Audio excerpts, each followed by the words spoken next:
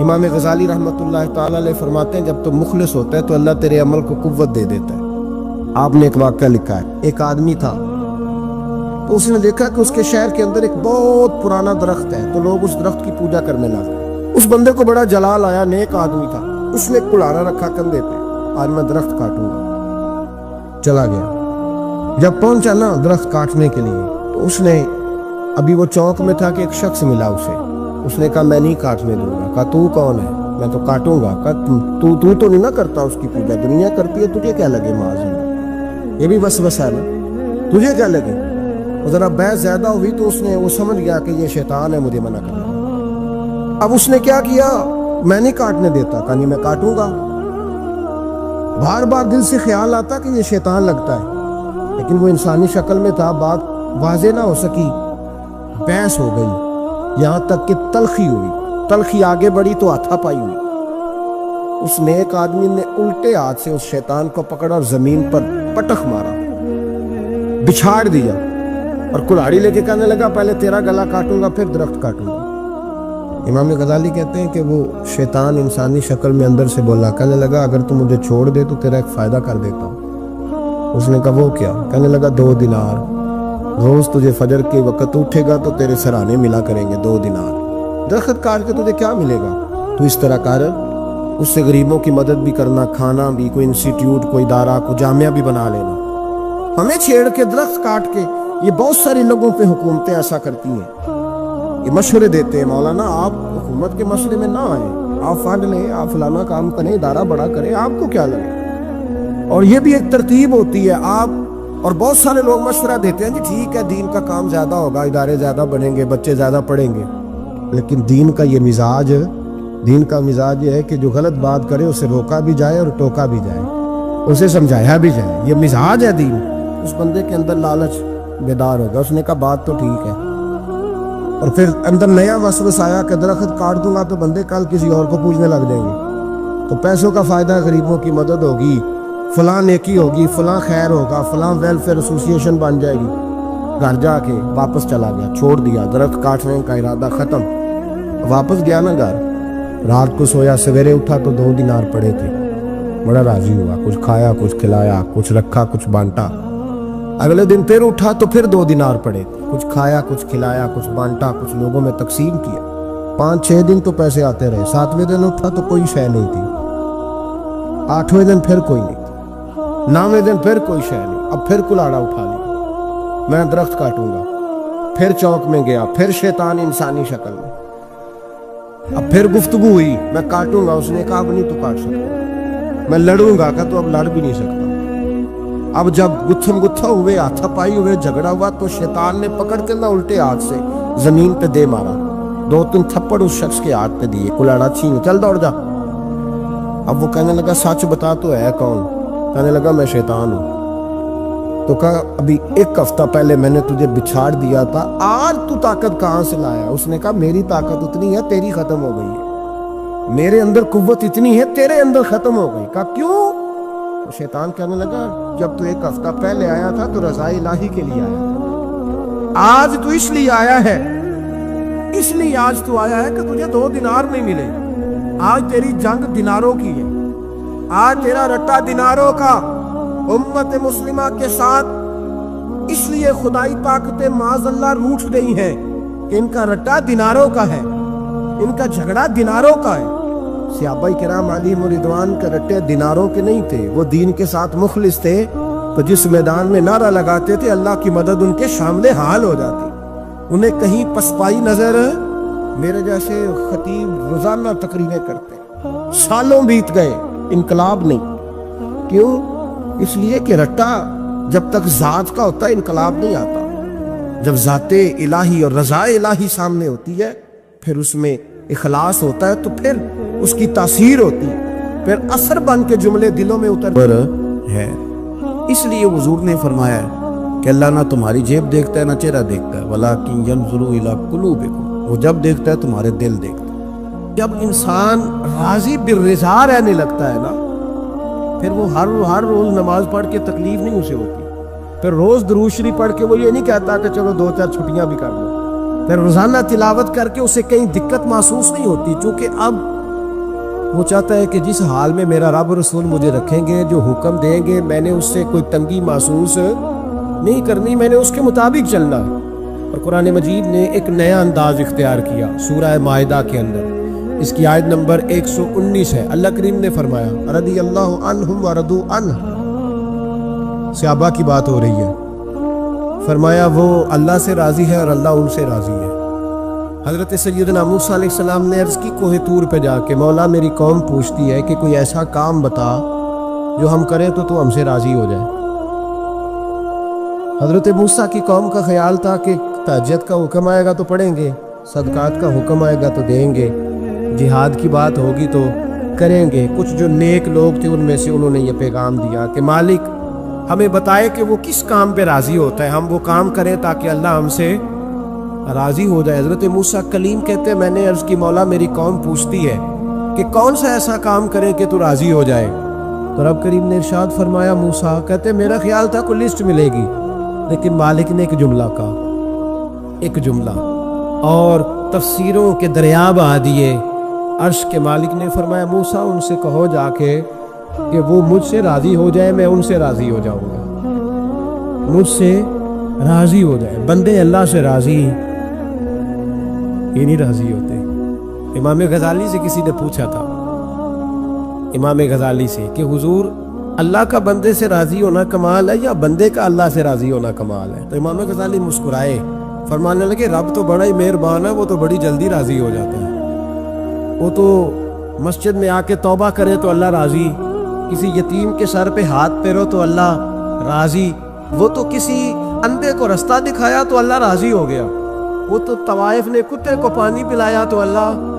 امام صاحب فرمانے لگے یہ بندہ ہے جو اللہ سے راضی نہیں ہوتا، جس کے پاس اولاد نہیں وہ کہتا ہے چلو ایک بیٹی مل جائے تو میں راضی ہوں، بیٹی مل گئی تو کہتا اب ایک بیٹا بھی ملے تو پھر راضی ہوں، پھر کہتا ہے یہ دونوں اچھی تعلیم حاصل کر لے تو پھر میں راضی ہوں، پھر کہتا ہے یہ بہت زیادہ پیسے کمائے تو پھر میں راضی ہوں۔ بہرحال راضی ہوتا، لیکن جو راضی ہو جاتا ہے نا، اللہ اکبر، جو اللہ سے راضی سکھی بڑا رہتا ہے، سکون میں بڑا رہتا ہے، مطمئن بڑا رہتا ہے، جو سمجھ لیتا ہے نا کہ جو میرے رب نے بہتر سمجھا وہ میرے اللہ نے مجھے۔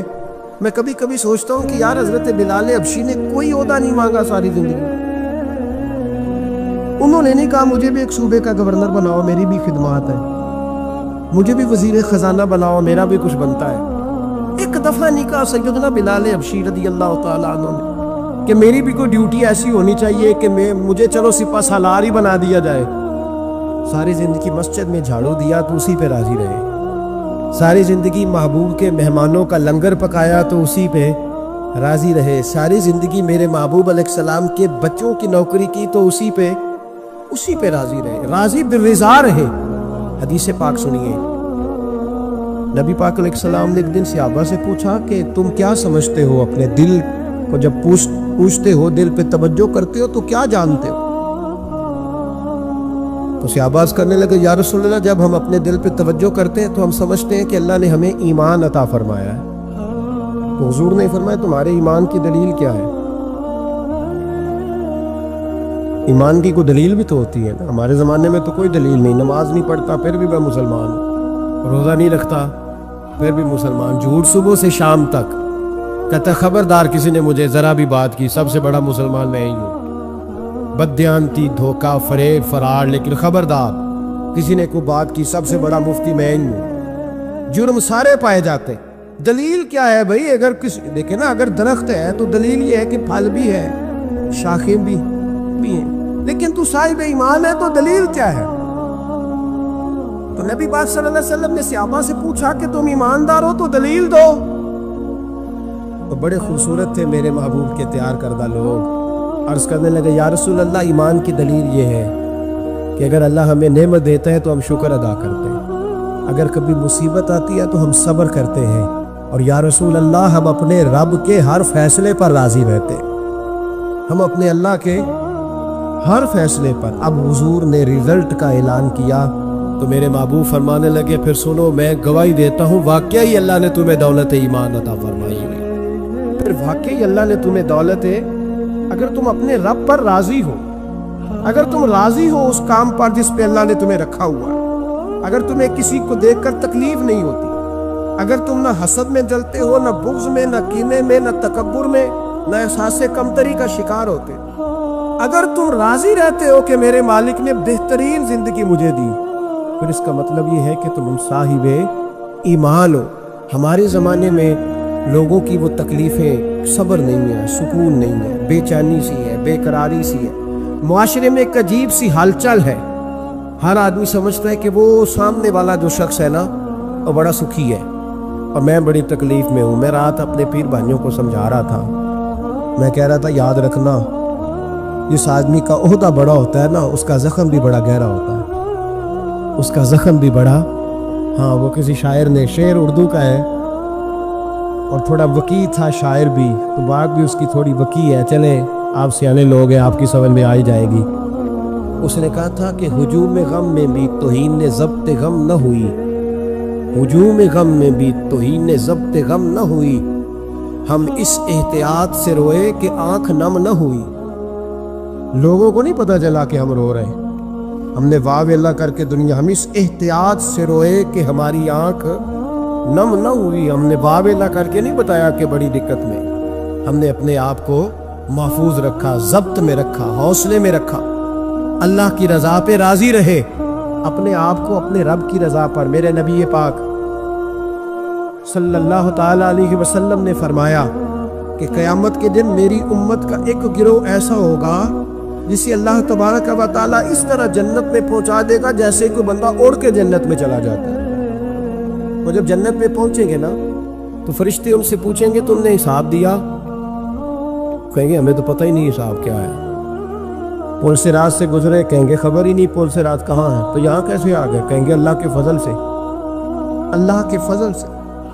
تو کہا بتاؤ تو صحیح تمہاری نیکی کیا تھی؟ تو کہیں گے دو باتیں تھیں، ایک تو ہم اللہ کے حلال کو حلال جانتے تھے، رب کے حرام کو حرام جانتے تھے، اور دوسرا یہ تھا کہ ہم اللہ کے ہر فیصلے پہ راضی رہتے تھے، اللہ کے ہر فیصلے پہ۔ تو جو رب کریم کی رضا پہ راضی رہے پھر اسے کسی حساب کتاب کا سامنا نہیں کرنا پڑے گا، پھر اسے پل سے رات کی دشوار گزار گھاٹیوں کا سامنا نہیں کرنا پڑے گا۔ شرط یہ ہے کہ وہ اللہ کی رضا پہ راضی رہے، وہ اللہ کے فیصلے کو بصیر و چشم مانے، وہ عاجزی اور انکساری کے ساتھ گردن جھکا دے اپنے مالک کے فیصلوں پر، جھکا دے۔ اللہ نے حضرت ابراہیم کو اولاد نہیں دی، پھر زمانے کے بعد دی، پھر دینے کے بعد کہا کہ جاؤ وادی غیر ذی زرع ان میں چھوڑ کے آؤ۔ سخت گرمیاں ہو جائے تو لوگ بچوں کو اسکول نہیں بھیجتے، چھٹیوں کا اعلان ہو جاتا ہے، لیکن حضرت ابراہیم چھوڑ آئے بچہ، اور بچہ ایک تو بچہ اللہ تعالیٰ روٹین میں دیتا ہے تو اس کی قدر و منزلت اور ہوتی ہے، اور ایک بندہ بڑی دعاؤں التجاؤں خواہشات کے بعد لیتا ہے، اس کی قدر و منزلت وہ بچہ جو بڑی دعاؤں کے بعد لیا، کہا چھوڑ آؤ، کوئی کھانا نہیں، پانی نہیں، دانا نہیں، حضرت ابراہیم چھوڑ آئے۔ 13 سال اکٹھے رہنے کی اجازت نہ ملی، اور جب اجازت ملی تو کہا اب چھری اٹھاؤ اور بیٹے کی گردن پہ چلا دو۔ آپ اس کو آسان کام سمجھتے ہیں؟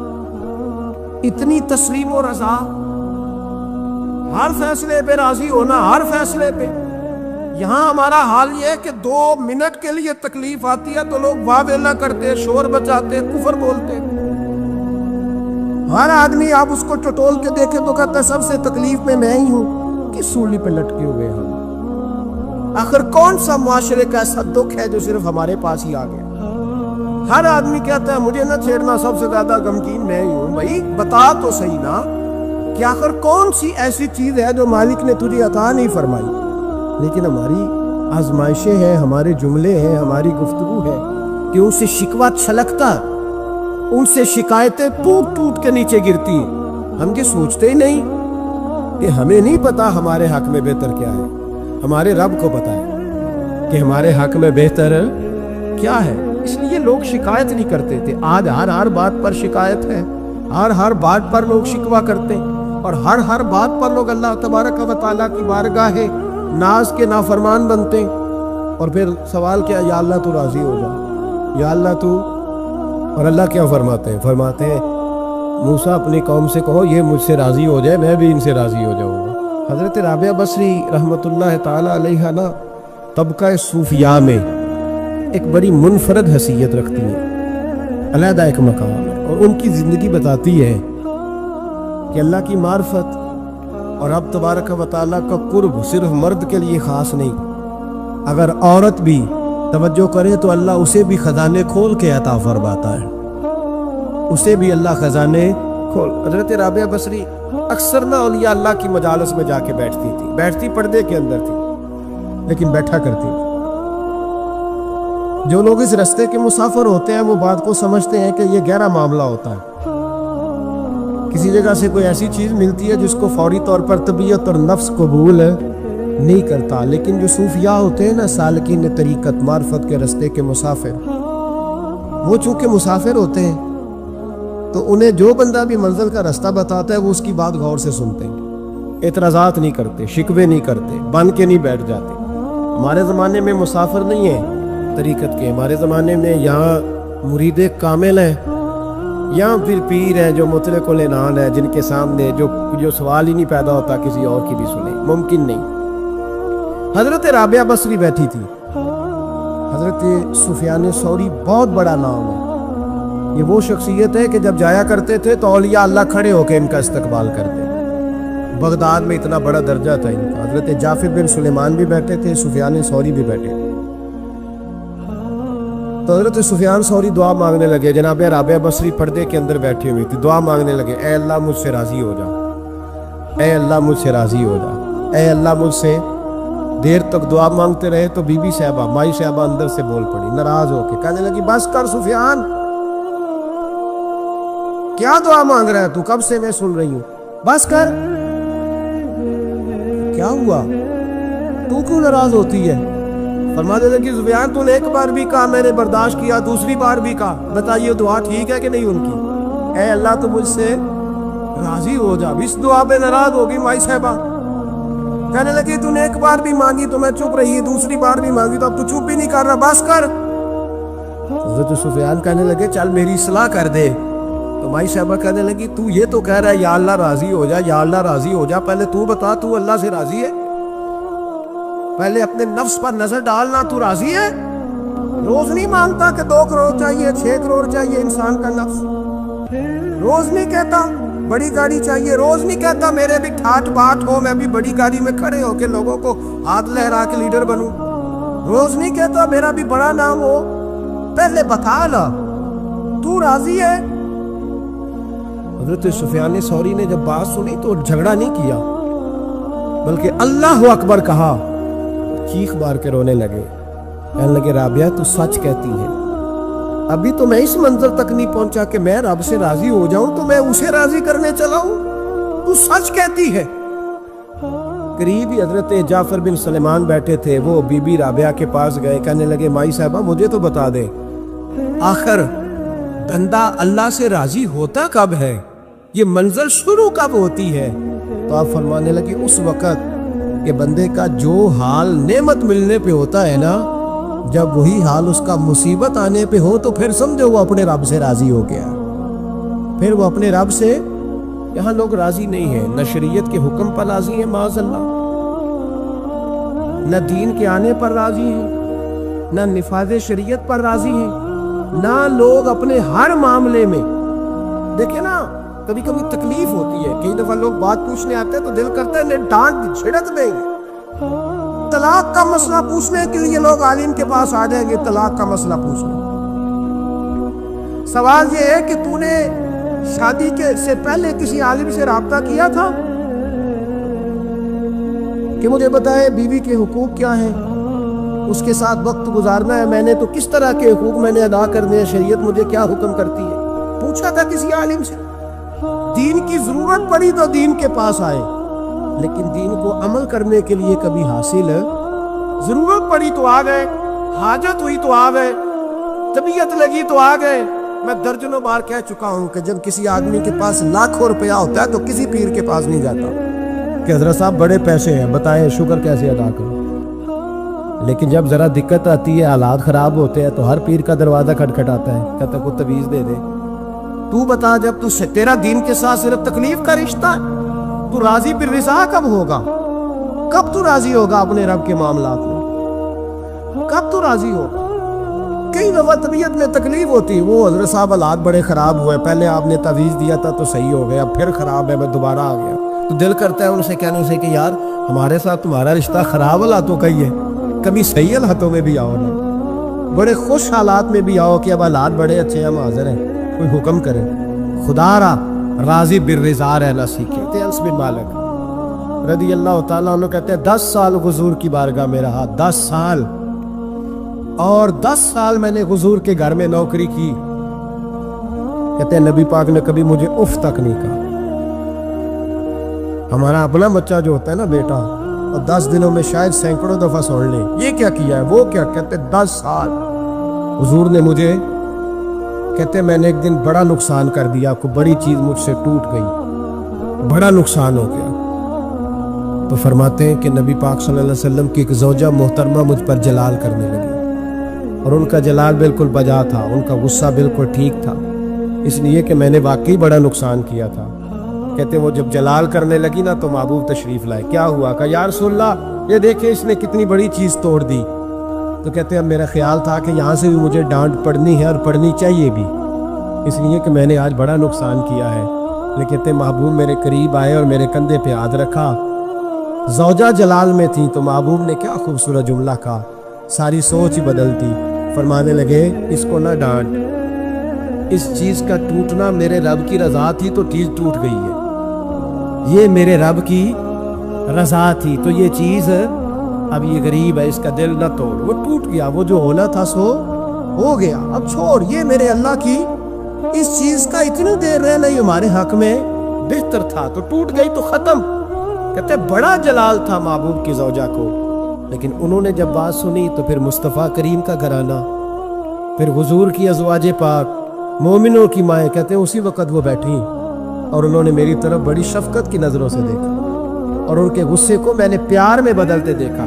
بھائی یاد رکھو اللہ کی رضا، پھر اس وقت 2-4 لاکھ کے لیے لوگوں کو ہارٹ اٹیک نہیں ہوتا، پھر 20-25 ہزار کے لیے بلڈ پریشر اپ ڈاؤن نہیں ہوتا جب بندہ اللہ کی رضا پہ راضی رہنے لگتا، پھر چھوٹی چھوٹی باتیں اس کے لیے سہانے روح نہیں بنتی، پھر ذرا ذرا سی بات اسے تکلیف نہیں دیتی، جب وہ اللہ تعالیٰ کی رضا پر راضی ہونے کا عادی ہو جاتا ہے تو پھر یہ چیزیں اس کے لیے باعث آزمائش۔ بنی اسرائیل میں ایک شخص تھا، امام غزالی رحمۃ اللہ علیہ فرماتے ہیں اس کا دل چاہا کہ پتہ تو کروں جنت میں میرا پڑوسی کون ہوگا، اس کو خواب میں بتایا گیا کہ فلاں بن فلاں تیرا جنت میں پڑوسی ہے۔ اب یہ بڑا عابد تھا، زاہد تھا، عبادت گزار تھا، پرہیزگار، بڑا نیک تھا، بڑا پرہیزگار۔ یہ سفر کر کے اس کے پاس گیا، اس کو جا کے کہنے لگا میں تیرا مہمان نہ بن جاؤں، 2-3 دن کا بن جاؤ۔ کہتے میں 3 دن اس کے ساتھ رہا، میں اس سے زیادہ نوافل پڑھتا تھا، زیادہ صدقات و خیرات کرتا تھا، زیادہ عبادات کرتا تھا، وہ تو میرے مقابلے میں کچھ بھی نہیں۔ 3 دن کے بعد میں آنے لگا تو میں نے اس کو کہا یار میں ایک مقصد کے لیے آیا تھا تیرے پاس۔ اس نے کہا بتائیے۔ میں نے کہا کہ میرا آنے کا مقصد یہ تھا کہ میں دیکھوں تو کون سی ایسی عبادت کرتا ہے کہ جنت میں تو میرا پڑوسی بنے گا، لیکن تیری عبادات ریاضت میں تکبر نہیں کرتا، لیکن میں نے کوئی خاص چیز دیکھی نہیں، کوئی خاص بات ہے تو مجھے بتا دے۔ تو بندہ کہنے لگا کوئی خاص بات نہیں، ہاں ایک چھوٹی سی عادت ہے میرے اندر، چھوٹی سی عادت۔ بڑے لوگ کبھی بھی اپنی باتوں کو بڑا نہیں سمجھتے، ایک چھوٹی سی عادت ہے۔ کہا وہ کون سی؟ تو وہ کہنے لگا اگر شدید گرمی ہو نا تو میں نے اپنے رب سے کبھی سردی نہیں مانگی، اور کبھی برف جمی ہو نا گلیوں میں تو میں نے اپنے رب سے کبھی گرمی نہیں مانگی۔ میں سمجھتا ہوں میرا رب مجھے دیتا ہی وہ ہے جو میرے حق میں بڑا بہتر ہوتا۔ یہ ایک میری چھوٹی سی عادت ہے کہ کڑاکے کی دھوپ میں میں نے کبھی مالک سے سائے کا سوال نہیں کیا، اور اگر تیز بارش ہو رہی ہو تو میں نے کبھی یہ نہیں کہا کہ بارش نہیں ہونی چاہیے تھی، کیا بلے گا فلاں چیز کا۔ میں سمجھتا ہوں جو بہتر تھا اللہ نے وہی دے دیا ہے تو میں مطمئن رہتا ہوں۔ تو عابد وہ نیک آدمی وہ اللہ کے ولی کہنے لگے کہ چھوٹی سی عادت نہ بتا، تیری یہ وہ عادت ہے جس کی وجہ سے رب تجھ سے راضی ہو گیا ہے، اللہ تجھ سے راضی ہے تیری اس عادت کی بنا پر۔ جب ہمارے مزاج میں یہ چیزیں آ جائیں گی نا کہ جو میرے حق میں بہتر تھا مالک نے مجھے وہ دے دیا ہے، پھر ہم ہر جگہ بیٹھنے کی تمنا نہیں کریں گے، پھر سامنے والے سے ہم حسد نہیں کریں گے، پھر ہم یہ نہیں چاہیں گے کہ اللہ کرے وہ مر جائے اور اس کی ہر چیز مجھے مل جائے، پھر ہمارا مزاج، پھر ہماری طبیعت یہ نہیں رہے، اللہ کی رضا پہ راضی رہے گی، مالک کے فیصلوں میں اپنے دل میں کوئی بوجھ محسوس نہ کریں، اپنی زندگی اللہ کے فیصلوں، دیکھیں نا، جو ماں باپ اللہ نے بڑے اچھے سمجھے وہ ہمارے لیے پسند کیے، وہ اللہ نے ہمارے لیے جو اس نے ہمارے حق میں بڑے، جو بہن بھائی، اللہ کرے آپ کو سمجھ آئے، جو بہن بھائی اس نے ہمارے حق میں بڑے اچھے سمجھے وہی بہن بھائی اس نے ہمیں عطا کیے، جس بیوی کو اس نے ہمارے گھر کے گلشن میں بہتر سمجھا اس کو لا کے اس نے ہمارے آنگن میں بٹھایا، اور جو اولاد اس نے ہمارے لیے باعث افتخار سمجھی وہ اولاد اس نے ہمیں عطا فرمائی۔ حضرت نوح علیہ السلام کا بیٹا کافر ہو گیا، پر کسی جگہ انہوں نے شکوہ نہیں کیا کہ مالک یہ کافر کیوں ہوا، اللہ کے قبضے میں ہے نا دل، پھیر سکتا ہے نا، مقلب القلوب ہے، لیکن حضرت نوح نے دعا اللہ کی رضا پر راضی رہے، اپنا مزاج بدلے، تاکہ معاشرے میں یہ جو گھٹن ہے، یہ جو ٹینشن ہے، یہ جو جھگڑا ہے، یہ جو چھینا چھانی ہے، یہ جو ایک دوسرے پر لوگوں کی نظریں ترشی ہیں، یہ ختم ہو، سمجھیں کہ میرے حق میں جو بہتر تھا مالک نے وہ چیز مجھے عطا کر دی۔ میں اکثر کہتا ہوں اپنے دوستوں کو، میں کہتا ہوں مجھے ایسے لگتا ہے جو سب سے اچھے ماں باپ تھے وہ اللہ نے مجھے عطا فرمایا، اور جو سب سے بہترین اساتذہ تھے نا ان کا دروازہ اللہ نے مجھے عطا فرمایا، اور جو جس شیخ جس پیر کو اللہ نے سب سے زیادہ شان عطا فرمائی اس کا دروازہ اللہ نے مجھے دکھایا، اور اس کے بعد اتنے تابع دار شاگرد میں نے کسی کے نہیں دیکھے جتنے مجھے ملے، اور اتنے وفادار پیر بھائی اور مرید میں نے کسی کے نہیں دیکھے جتنے مجھے ملے۔ میں اس بات پر، اور میں بات اس لیے نہیں کر رہا، میں آپ کو دل کی گہرائی سے بات بتا رہا ہوں کہ یہ عنوان زندگی ہے، یہ روح زندگی ہے۔ میں کبھی کبھی بڑے ناز کے ساتھ سجدہ شکر ادا کرتا ہوں کہ ایک بہت بڑا خوش نصیب شخص ہوں۔ اب یہ بات صرف سوچنے کی ہے، 100 لوگوں میں سے اگر ان 2 پہ ہی بندہ غور کرے جو نافرمان ہے تو پھر زندگی آگے چل سکتی، تو 98 پر غور کیوں نہیں کرتا؟ تو 98 پر غور کیوں نہیں کرتا؟ اگر کسی شخص کے ساتھ تیرے 20 سال گزرے اور تو صرف اس ایک دن کو یاد رکھے جس دن میں اس نے تکلیف دی تھی، تو پھر یہ تیری زیادتی ہے۔ تو باقی ان دنوں کو کیوں نہیں یاد رکھتا جن دنوں میں اس کے تیرے ساتھ محبت والا معاملہ فرمایا، خدمت والا، راضی دل رضا کا مزاج بنائے۔ یہ مسلمان کے ایمان کا حسن ہے، یہ مسلمان کے کردار کا کمال ہے، یہ مسلمان کی سوچ کا بلند معیار ہے، یہ مسلمان کا اعلیٰ مقام ہے۔ حضرت عبداللہ ابن عمر کا بیٹا بیمار ہو گیا، بڑے پیارے ہوتے ہیں نا بیٹے، آپ بڑے پریشان تھے، شدید پریشان۔ صحابہ کہتے ہیں ہم نے آپ کو بڑی تکلیف میں دیکھا، کبھی اس حکیم کے پاس، کبھی اس حکیم کے پاس، کبھی اس جگہ، کبھی اس جگہ۔ کچھ دنوں کے بعد بیٹا انتقال کر گیا، لیکن کہتے ہیں جب ہم تعزیت کے لیے گئے تو ہم نے ان کے چہرے پر بہت ساری سکون کو، بہت ساری راحت کو دیکھا۔ بیٹا انتقال کر گیا، جب وہ بیمار تھا تو پریشان تھے، اب جب انتقال کر گیا تو سکون میں۔ تو کہتے ہیں ہم نے ان سے سوال کیا کہ حضور اس وقت آپ پریشان تھے، انتقال کے بعد تو لوگ زیادہ پریشان ہوتے ہیں، اب آپ سکون میں ہیں۔